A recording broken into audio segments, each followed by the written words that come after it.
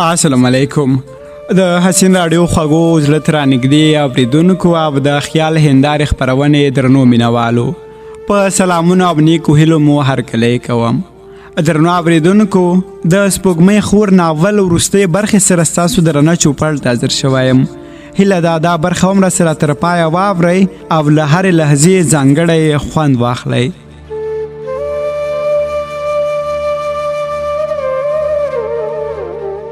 دا 2 کاله شو چې واک د خوښیو بازار ړنګ ده. د ښار په جم او جوش کې سیلابونه راسره شوي. شینکې په کړس خندا وکړه، ویلې واکه څومره فلسفه دې راته وغږوله. د خبرو خیالات دې بیخي بل څه غږوي، لکه چې زیارت کې د ځان لپاره ډېر دعاوې وکړي. واکه هغه به څوک وي چې ستا د خوښیو بازار یې رنګ کړی. ما ته خو یې وښایه. بل دا چې مینه دومره درد لري. ټول وجود مې په لړزان راغی. حواسو مې د شینکې ته مینه مینه نارې وهلې. منطق مې ورته په خوله لاس کېښود. یاد راته له لرې لاس خوروه. هر څومره چې به مې هڅه وکړه خپلې خبرې مې رالنډې کړم، خو د شینکې خوږو خبرو به مې د وصل تنابونه نور هم کش کړل. شینکې ته مې کړل چې سبا ته له نږدې خبرې کوو. اوس لږ بوختیا راته پیدا شوه. مخه ښه مو سره وکړه. یا د زیارت لوړې ته ځان رسولی وه. په ستړي زړه مې یاد څنګ ته ځان ورسوه. یاد پوښتنه وکړه دا څوک و چې دومره ورسره په لاسونو غږېدلې. یو څو شپېلې وروسته مې ورته وویل چې شینکې د سپوږمۍ خور وه. یاد یاره نور مې په زړه کې دا هر څه نشم ځایولی، بس چې دا 2 کاله مې د سر په کاسه کې اوبه وڅښلې چې هر څه رقم کېږي. کدار ته پرېښېږم سبا شینکې ته هر څه برالا کوم. زړه د خبرو تړلو غوټې مې ورته سپړوم. نور نو دومره وس نه ده راپاتې. یاد هم زړه نازله وویل واکه دا خو ډېره ګران کار دی. که ته شینکې ته هر څه په ښکاره ووایې، هسې نه چې هغه کوم غلط غبرګون وښایي. شینکې مې سبا کې د دې خبرې په سر هم خوځوي. ضرور به ورته د مینې اظهار کوم. یاد راته په سخته ژبه دا خبره وکړه. واکه عجیبه سړی، که شینکې ستا د مینې له اظهاره انکار وکړي، پوهېږي 2 کاله نور هم پاتې، هغه هم په یو ټولګي کې. آیا ستا د درد به نور هم ډیر نشي؟ دې خبرې ته دې هم پام وګوره. یاد به زما له زړه څه خبر وه چې زما په زړه څه تېرېږي. خبره مې ورغبرګه کړه. یاده اظهار به ورته ضروري کوم، یا به مې دا پاتې 2 کاله نور ښه په خوښۍ کې تېر شي، او یا به سم د زیارتونو ټیکهدار شم. یاد همداسې نه پرېښودلم. هڅه یې کوله چې له دې خبرې مې تېرې کړي. ویلې که شینکۍ ستا خبر رد کړي، نه به دې دا پاخیل هامونه وي، نه به دې دا تمه. له خوړلو یې تمه ښه ده، او هم به له خپل ژونده بیزاره شي. یاد هره خبره بې ځوابه نه پرېښودله. هغه ته مې داسې خبره وکړه چې نورې خبرې په خوله کې وچې شوې. ورته مې کړل چې یاده ما ته له هر څه شینکۍ اړینه ده. شنه واښه دې وخت او په تیږو دې ژوند وکړم، خو شینکۍ دې راسره وي. زما ټول ژوند دې د شینکۍ سره له 1 ثانیې وصله زار شه. شینکۍ چې نه وي پوهنتون به څه کوم، له زهرو ډک ژوند به څه کوم. په شینکۍ باور لرم چې داسې بد غبرګون به نه ښایي، ځکه پخوانیو خبرو یې څه ناڅه د مینې رنګ راوړ. له زیارت څخه د ښار په لور راغلو. د شینکۍ مینې دې حد ته راورسولم چې عقل او پوهه، منطق، استدلال او هر څه مې له لاسه ورکړي وه. نړۍ را باندې دومره وړه شوې وه چې قدم مې اخیسته وېرېدلم. هسې نه چې له جهانه وولېږم. ماسپښین وه، یو هوټل ته ور دننه شو. د یاد به چپلي کباب ډېر خوښېده. ډېر وخت چې به هغه راسره وه، د یاد خوښه به زما خوښه وه. نن مې نه په ځمکه ځای وه، نه مې وزرې درلودلې چې الوتونه مې پرې کړې وای. بیخي ګډ وډ وم. خیالات مې په تورو خونه کې راګیر وه. د زړه رباب مې تارونه شکولې وه. یاد ته مې وویل نور ځو. ټوله ځمکه مې له پښو لاندې سکروټې ګرځېدلې ده. هله نو پاڅه. د خپل کور په لور روان شو. سپرغۍ کېدلې. کور ته په راتګ نه وم پوه شوی. ټوله شپه له منطق، پوهې او استدلال سره مې په جنګ وم. په ګریوان کې مې یو روغه تڼۍ نه وه پاتې. سهار د یو بېللې جوارګره پر څېر له خوبه پاڅېدم. په خیال کې وم چې څنګه به شینکۍ سره مخ شم او څنګه به دا خبره ورته له خولې وباسم. خیال کې مې 2 ډکې ویالې مخ ته راتللې، یو د زهرو بله د شاتو. د شینکۍ په هوکړې به مې د شاتو ویاله په برخه کېږي، او په انکار به یې زهرو. زړه مې د دنیا د خوړو موړ وه. پرته له سهار چې خوړل د پوهنتون په لور روان شوم. زړه مې زیاتې ډوبکې وهلې، ځکه له هغې پیښې سره مخ کېدلم چې شینکۍ له انکار وروسته به مې ژوند ته لوی ګواښ وي، او ژوند به راته د زهرو غرب. ټولګي ته ور دننه شوم. یوازې د ګوتو په شمېر ټولګیوال ناست وه. ښوونکی لا ټولګي ته نه و راغلی. د زړه بازار مې ړنګ و. د هوا سورنګ مې پیکه شوی و. ټولګیوالو مې د خفګان پوښتنه کوله. ټولو ته مې ډاډ ورکوه چې کومه خبره نشته، زړونه مو ټول ونیسئ. تش ګوګل تښتېدلې څېره په څوکۍ کې ناست وم، سترګې مې ورته پاتې وې، زړه مې د شینکۍ د انتظار په خوله کې ډوب وه. د خیال په توره شپه د 15مې شپې سپوږمۍ راوختله. غبرګو شنو څراغونو یې زما په بېروحه وجود ته د خوښۍ سپرغې شیندلې. شینکۍ راغله، په یو څوکۍ کې کېناستله. نظر مې د خیال په لاره د شینکۍ ښایست کې ډوب وه. د څېړنې ښوونکی راغی، 2 ساعته مو درس وویل، د سیمینار په اړه هم خبرې وکړې او له ټولګي ووت. یو ټولګیوال مو هم پسې ووت. زما لپاره یو ښه موقع په لاس راغله چې شینکۍ سره له نږدې خبرې وکړم. شینکۍ او پاتو په خوراک بوختې وې. له خپلې څوکۍ پاڅېدم، د شینکۍ پر لور مې مړاوي قدمونه واخیستل. شینکۍ ته مې کړل که وخت له دې غواړم یو څو خبرې در سره شریک کړو. شینکۍ راته کړ چې سمه د وخت خو لرم، ستا لپاره به دا خوراک هم بس کړم. پاتو ته مې وویل چې بخښنه غواړم، موږ یوازې پرېږده او ته د ټولګي بل سر ته لاړ شه. شینکۍ او پاتو زما د دې خبرې په اورېدو سره حیران شو او یو بلې ته یې او بلا خبرې په زړونو کې تېرېدلې چې واک به څه خبرې په زړه کې لري. څوکۍ مې د شینکۍ ته نږدې کړه، زړه مې په سینه کې دومره په دربا و چې ان ټول وجود مې ورسره لړزېده. شینکۍ راته په خندا شو، ویلې واکه زما په خیال هغه پرونۍ خبره راته کوي، زما خو له یاده وتلې وه.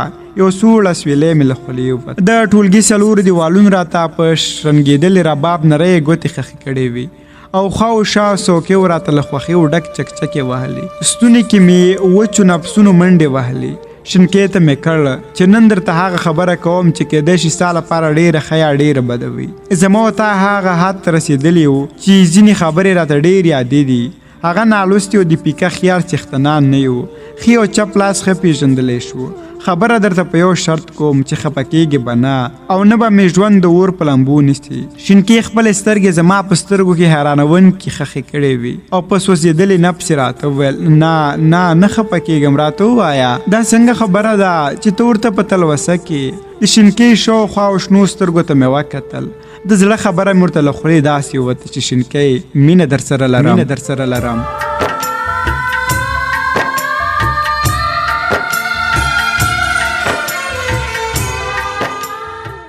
څه واکه په هوښ شینکۍ ته مې پورته وکتل.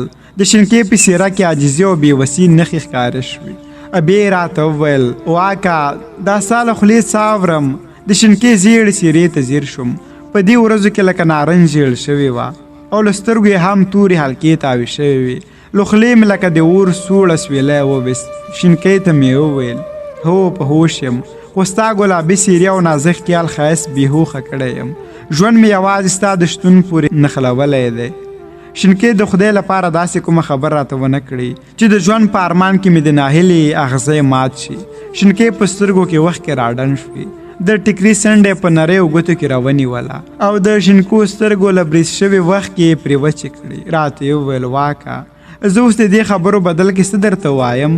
له خپلې څوکۍ پورته شوه، غږ مې پرې وکړ د خدای لپاره شینکۍ مزه یو څه ووایه. شینکۍ یو څو قدمونه له خپلې څوکۍ لرې شوه، غوښتل یې پرته له څه ویلو له ټولګي ووځي. له خپلې څوکۍ ورپسې پورته شوم. د شینکۍ سپین مړوند مې د خپلو پنجو په زور ټینګ ونیوه. د هغې د تلو مخه مې ونیوله او ورته مې کړه شینکۍ د انساني شرافت له مخې وزر درته کوم، لمن درته نیسم. څه خبره ده؟ اصلي خبره راته ولې نه کوې؟ هله نو چې زړه مې وچاوده. د شینکۍ په څېره کې مې د درد او خفګان نښې ولیدلې. راته وویل واکه نه غواړم په دې اړه څه درته ووایم، مه مې ځوروه، خیر دی. په دې ورځو کې هېڅ ښه نه یم. زړه کې مې دومره زور نشته چې ډېرې خبرې وکړی شم او نه مې په وجود کې هغه پخوانی توان پاتې چې ودرېږم. پاتو یې غږ وکړ راځه چې ځو. بیخي ناوخته شوه. شینکۍ او پاتو له ټولګي ووتلې.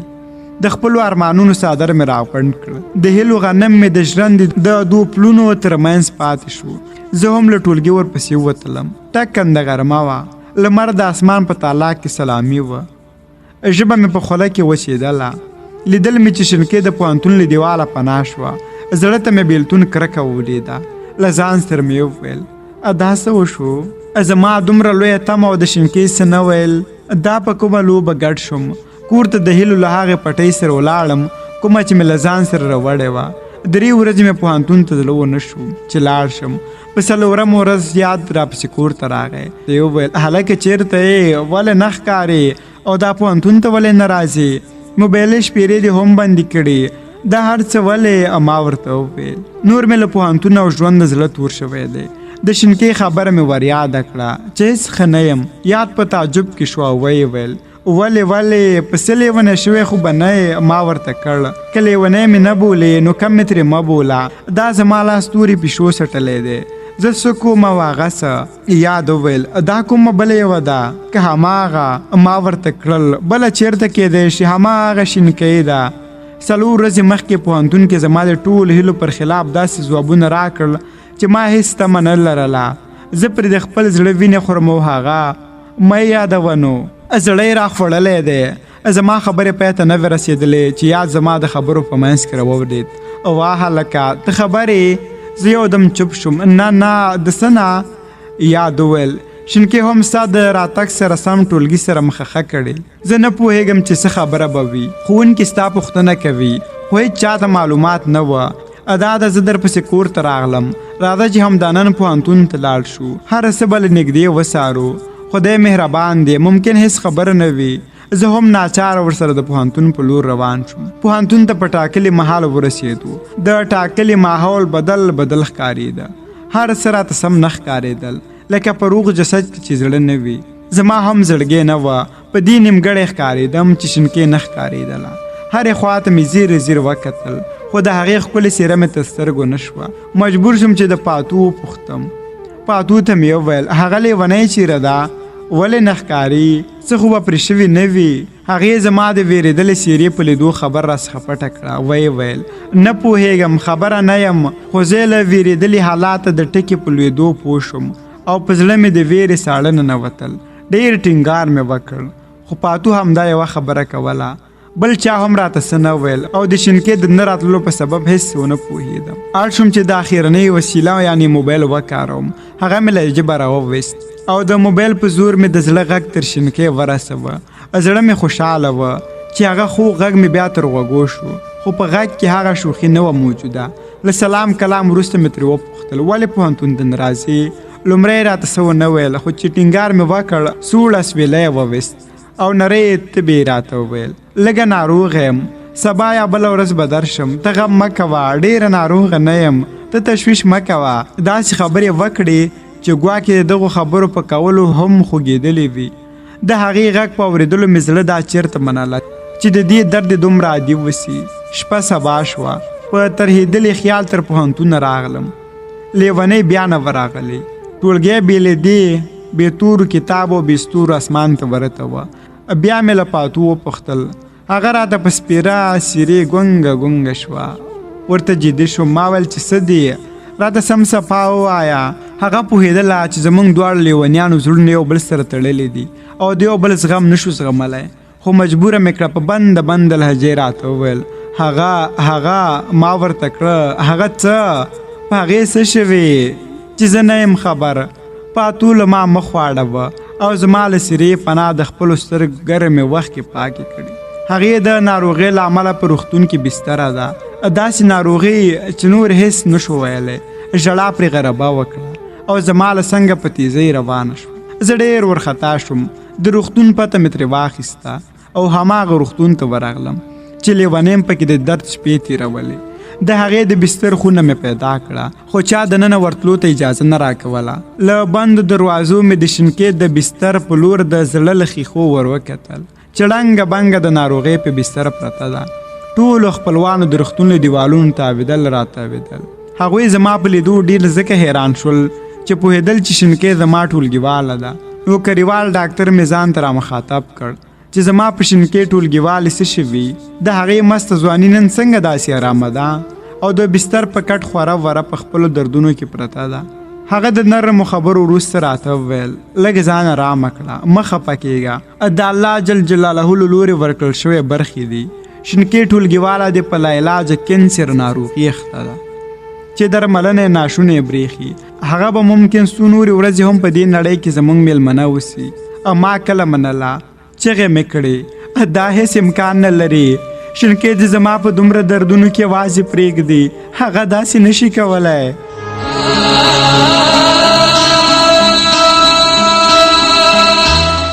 ډاکټر زما په اوږه لاس کېښود چې زویه، مسلمان باید د رب هرې پرېکړې ته خپله مرۍ ونیسي. ما ژر ورغبرګه کړه، او زما سپېڅلې ربه، دا په ما څه روان دي؟ دغه وژونکې پرېکړې ته به زه څنګه خپله مرۍ نیسم؟ ډېرې چغې مې وکړې، خو هېچا هم ځواب را نه کړ. په منډه بیا تر ښیښې لاړم چې شینکې پکې په مړه او ژوندي ساه اخیسته. روی کتل، له سترګو یې وښکې خدای پاماني کوله. د دې ناروغۍ درملنه د نړۍ په یو کونج کې هم نه کېدله، خو مې په هڅه لاس پورې کړه. له شینکې مې په سترګو کې خدای پاماني واخیسته. ایاد مې د خدمت او زما احوال راکولو ته پرېښود، او زه د کابل په لور د شینکې له علاجه مرض علاج پسې راغلم. ډېر ملګري مې راخبر شول. له ننګرهاره مې د ذهین په نامه ملګری چې له دې خبرې مې خبر کړی و راوغوښت. هغه زما په دردو پوهېده او په سبا وختي ځان کابل ته راورسوه. څو ورځې سره یو ځای د دې درد په دوا پسې ګرځېدو چې د سې شنبې ورځ سهار شاوخوا 10 بجې یاد زنګ راووهه. زه او ذهین د سیند په غاړه د اسمایي پله تر څنګ نیغ ودرېدو. ذهین پوښتنه وکړه د چا زنګ دی؟ ورته مې یاد دی، هغه چې شینکۍ مې پرې سپارلې وه. ذهین مې د موبایل په ښیښه سترګې خښې کړې او ژر د دې لپاره چې کوم بد خبر نه وي زما لاسونه موبایل واخیست. ما ټینګار وکړ، خو ذهین برلاسې شو او په ټیلیفون کې د سلام کلام وروسته رنګ یو دم واولود. ژر د یاد راغلی زنګ پرې کړ. ما ته مخاطب شو. زما د پښو تنابونه هم ستر شول. برک شوم. ذهین مې له لاسونو ونیوه. په جدي لهجه مې ترې وپوښتل، څه یې ویل؟ څه خبره ده؟ ذهین لکه زما په خوا کې نه وي، هېڅ زما پوښتنو ته پام نه و، او د سیند د غاړې په کټاریو تکیه وکړه. سترګې ډنډ شوې. د ذهین حالات په لیدو مې زړه وخوړ، خو دا کله په پرېکړه مې زړه هېڅ باور نه کوه. ذهین مې رانیغ کړ. څو ځلې تکرار او غوښتلو وروسته یې راغبرګه کړه او راته یې ویل، زما واک اشنا، هغه روح چې خدای د شینکۍ جسد ته امانت سپارلی وه نن یې ترې واخیست. بې واکه مې زړه په وران کابل د درد بمونو چاودنه وکړه.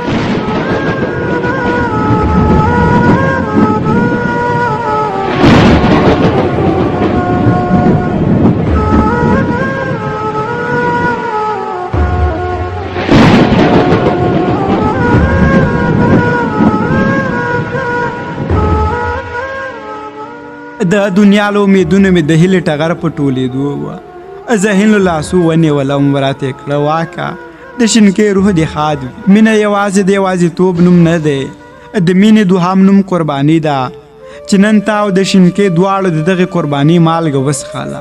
دا به د رب پرېکړه وه او ته باید د رب پرېکړو ته لبیک وایې. سترګې مې ډنډ شوې. د مور یو ذهین راته څو دانې ښکاره کېده. پیاده قدم وهل مې نور له توانه بهر وه. ذهین له لاسو ونیولم او داسې نه مې پامیر له چوکې تر مرکزي چوکه موټر در بس کړ. موټر ته پورته شو. ما غوښتل چې خپل ځان او خپل وخت کې په خپل کابو کې وساتم، خو په موټر لګېدلې سندرې چې ولې نفرت کوې له ما، څه شو له هغه مینه ستا، هغه وعدې دې څه شوې، هغه قسمونه څه شول، مینه هغه سره کوه چې کوي مینه تا سره.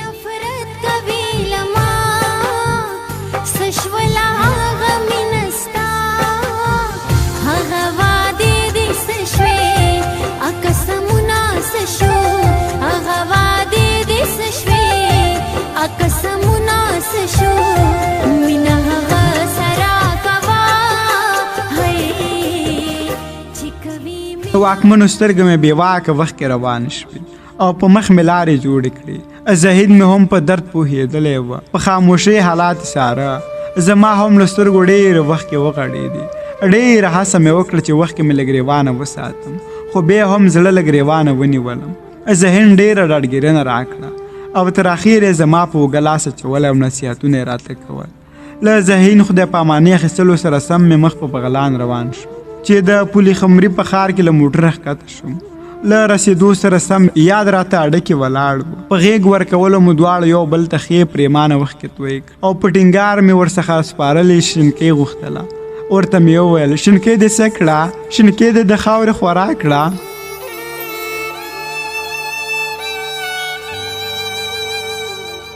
هغه کور ته بوتلم او سبا کېدو سره سم هدیرې کې د هغې مقبرې ته ودرولم چې نوې جوړه شوې وه. یو دم یې راته کړه دا د ستا د شینکۍ مقبره. ټول لحد غاړې لراشه دل به نوي یاد پورته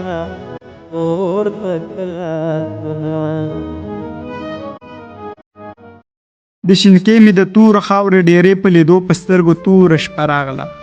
بې هوښه د شینکۍ په قبر ولیدم. وخت وروسته په ځان پوهېدم یاد راته واکه واکه چغې وهلې. په لښې کېدو مې د شینکۍ د قبر خاوره په مخ ومخلې او د قبر یوه لپه خاوره مې د زړه په سره نیولې وه، خو هېڅ مې د شینکۍ د وجود عطرین خوشبو پکې نه محسوسه کوله. دلته راته یاد د پاتو یادونه وکړه چې ویلې خدای بخلې شینکۍ ورته خبرې کړي. ویلې پرته له واکې بل چاته نه کوم. په بیړه مې ځان تر پاتو ورسوه. د پاتو هم سترګې ډېرې ژړا تکې سرې شوې وې چې زما په لیدو یو ځل بیا له سترګو اوښکې لکه په واري رد شوې. له سلام وروسته مې ترې د شینکۍ د امانت په اړه وپوښتل. په ژړغوني حالاتو او غري نیولې غږ یې وویل واکه شینکۍ د مرګ په وخت کې د شهادت له کلمې وړاندې راته ستا نوم واخیست او په ډکو سترګو یې وویل چې واک ته ووایه.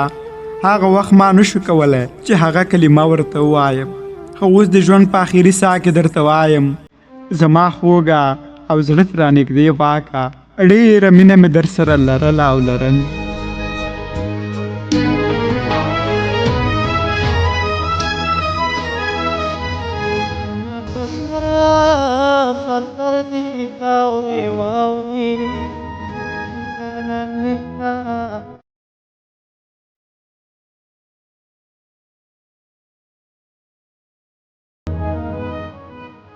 دا به د ناول وروستۍ برخه چې ما نظیف الله صالح درته وړاندې کړه. تر بیا چې یو بل ناول سره ستاسو درنه چوپړ ته راځم، تر هغې مو په سپېڅلي رب سپارم. هر چې رسیات ښه د باد د مینې ډک ژوند ولرئ، ښه وختونه. دنیا باد باندې لګي د یار په خبره